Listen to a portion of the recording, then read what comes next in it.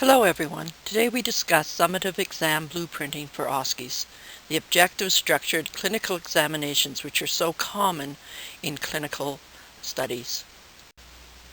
This session has two objectives. As a prerequisite for today's session, you need to have your assessment plan ready to use.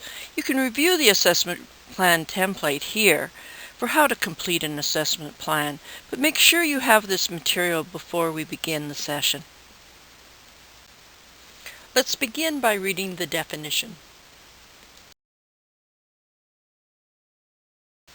This is an actual OSCE blueprint, and it includes 5 major columns: the station column, program goals column, course objectives column, clinical task column, and context column. They are aligned in each row. The next 2 slides contain tips which I would like you to take a minute to read.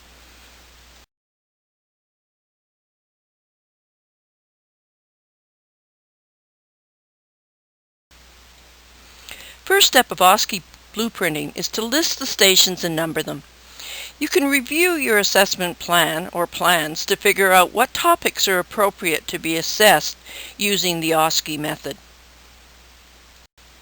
The second step is to decide what's really important to test at each station.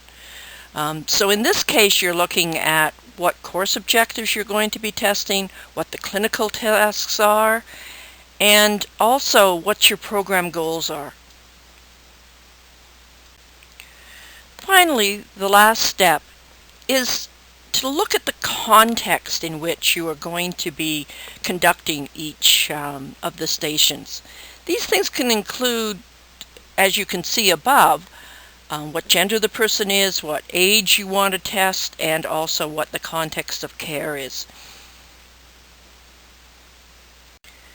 To practice what you've learned from this session, take out your assessment plan in a course or rotation and decide which of the items would be best tested in an OSCE situation, and then follow the blueprinting steps.